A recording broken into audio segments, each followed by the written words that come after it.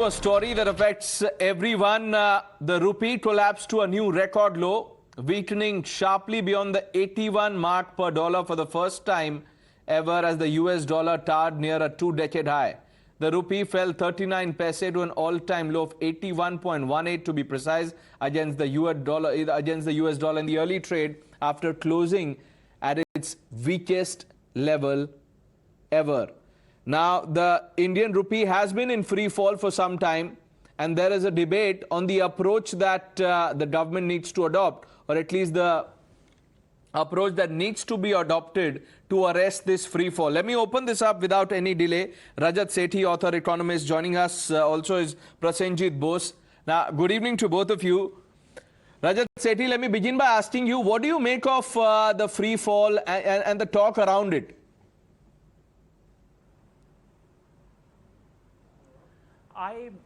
In all honesty, I don't think it is a free fall. It is a guided fall. The RBI is carefully looking at, as we all know, that the global economy is in an absolutely uncharted territory, something that the world hasn't experienced for the past 4 or 5 decades.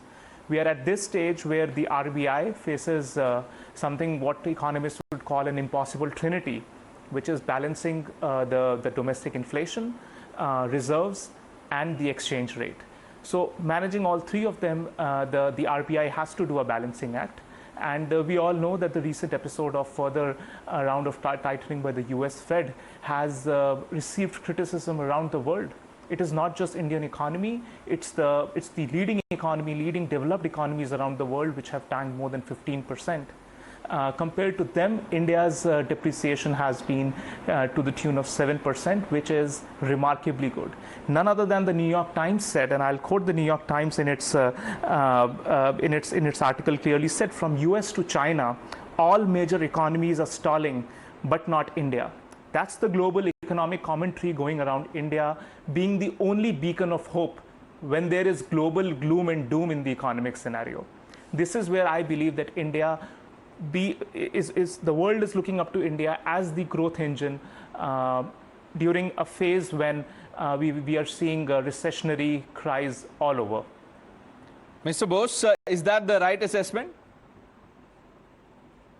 Well, to make assessment about India's domestic growth on the basis of exchange rate movements, I think is slightly far-fetched.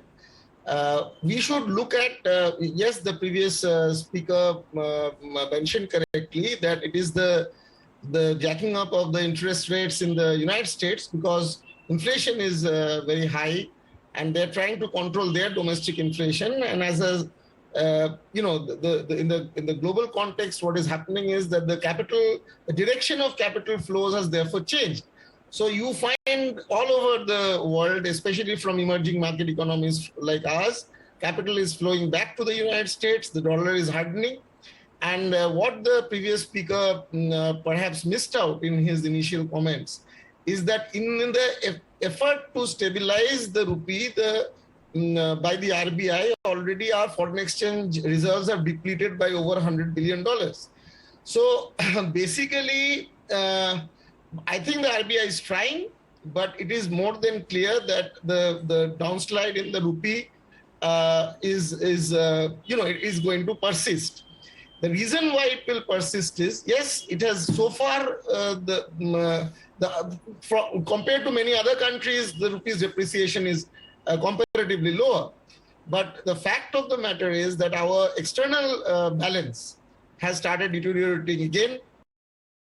Problem of the Indian economy that whenever our growth rate starts moving higher, we start importing more and more goods, especially oil, gold, coal, and so on.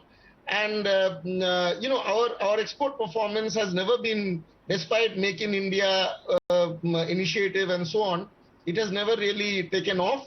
And therefore, once again, when we are recovering, our economy has recovered from the COVID slump.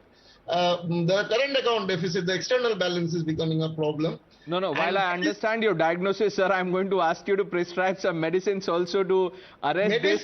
But 1 minute. I think you missed the point that Rajat was trying to make. He said that there is no reason for the gloom and doom which is going on. No, there is no gloom and doom. Why should there be gloom and doom? If this is a problem, the problem should not be allowed to become a crisis. That is the point. So I think in the short run, what the RBI is trying to do, we hope it works. I think that is the way forward. But if you are looking at making India's external balance more conducive for a stronger or a more stable rupee regime, you have to improve your export performance, and you have to do something about our high import intensity. So therefore, the Make in India slogan has to convert into reality, and it is a long-term project. You can't do it just overnight. So over the long term, so far it has only been sloganeering. As and when it translates into actual activity on the ground, our export really takes off.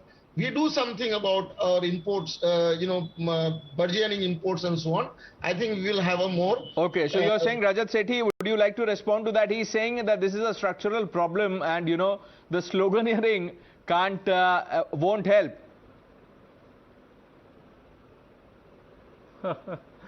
I mean, I do assume that he's a seasoned economist, but prescribing remedies and medicines for a disease, there's a total mismatch here. It's a short-term problem. It's a problem which has been largely induced by one country's rapid fiscal tightening. There are no domestic manhandling issues of the economy so far. Nowhere has there been a single variable which is off the charts based on which you can criticize the domestic government. What we need to understand is that the RBI is burning the external reserves that we have in order to ensure that there is a glide path for the Indian rupee, so that there is no abrupt fall. As we saw in 2013 when the rupee abruptly fell for 15%. We are seeing a more glided, smoothened out path, and that is what RBI can do. And this is why you have external reserves. Compare it to Pakistan, for instance. They are at the brink of bankruptcy. Every time they are going to bilateral lenders, the market is spooking off. So that's where our external reserve, the war chest that we have built over the past several years, is now coming to use. That we have a more graduated response to a problem which is largely created by an absolutely mishandling of the economy by the US Fed. And it is not just the domestic commentators, but global commentators, economists, all the top CEOs of corporations are considering that the steps which US Fed is taking, it's like a pendulum. They went in an overspending spree during the COVID times, and now they are doing far too much in terms of taming the inflation and bringing global recessionary fears. If there is global recession, commodity prices will cool down, and this problem of inflation that we are seeing is also going to reduce. I just believe that RBI is buying this window, is buying that time window in order to ensure that once there is global recession and the commodity cools down, the prices there, it will relatively ease our own domestic pressures on prices, and our war chest will be intact eventually. Look at the emerging market MSCI index.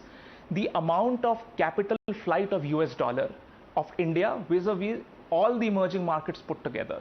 The emerging markets have lost more than 25% in terms of capital flight of US dollar out of their countries. India so far, if you put 1 year as a benchmark, in this whole 1 year, the net emerging market flight has been only 3%. That shows the confidence that both FDI investors, the foreign direct investors, as well as the foreign institutional investors have on India and on India's economy, and the deft handling that Indian economy has. The macro building blocks of our country are perfectly intact. It is just a measure for the next 5 to 6 months that the government of India and the RBI are together trying to address. And I don't see, neither are the market players getting spooked off by the way Indian economy is being handled. And I can also tell you all the global commentary that is out there, including the New York Times that I quoted, are all congratulating the way India has handled, even during the time of COVID as well as in the post-COVID scenario. Okay, now, Mr. Bose, I was going through a report that said that the government is not averse to a weaker rupee in line with global market fundamentals. Your take on that, if that is indeed true? Well, I think that the less said about the government's consistency on that, the better. Because I remember the same political party, including the Prime Minister, when he was in the opposition, when he was the chief minister of Gujarat, he would taunt the then government regarding rupee's fall. And when the rupee was at least, it was below 70 rupees a dollar those days. And he would say that how the rupee is declining and so on. And the current commentator, I think, is not, he's underestimating the fact that we had, despite all the fundamentals which he is mentioning, which were even much better, say 10 years back, we had an episode of very serious capital flight in India, and it arose precisely because of a sharp rise in our current account deficit, which is once again showing an upward tick. And it is not about a question of alarm. You can always say that we are doing better than other economies. Right. I hope he is not seriously saying that India should benchmark its standard to Pakistan, which is, India Okay, is... let's get a response from Rajat. Rajat, you don't have much time. 30-40 seconds, sum up your argument. Can I ask the eminent, absolutely. Let me ask the eminent economists on your panel, give me one macro indices in which India was better 10 years back and is not good right now. He won't be able to quote anything. And let me tell you, it is not his, and there was this whole, GDP, class of eminent GDP economists growth. which were lamenting the fact the way India, sir, please GDP allow me to growth, finish, the employment way generation. Indian government was trying to handle the COVID response. All of these people ganged up together, right from the Kaushik Basus and Raghuram Rajans. If you read their articles back published in 2020, we will all be laughing right now. They were trying to prescribe something exactly where all the global economies have faltered. They were like print your money, just start distributing it recklessly. And all the consequences that the economy world over are seeing today is because of these prescriptions that these eminent economists have been given time and again. And they have been proven wrong by Modinomics. None other than the way our own... Sir, please, sir, this is a matter of fact. You've all been put on record, and you've been publicly, you should be called out and named for the wrongful prescriptions that you've been given. You've been giving this Indian public, and you've been trying to mislead that government of India is not doing enough. When the US government on the other side tried already, doing, I've completely, unfortunately, run out of time. Rajat Sethi, Prasenjit Bose, thank you for joining us on this all-important issue.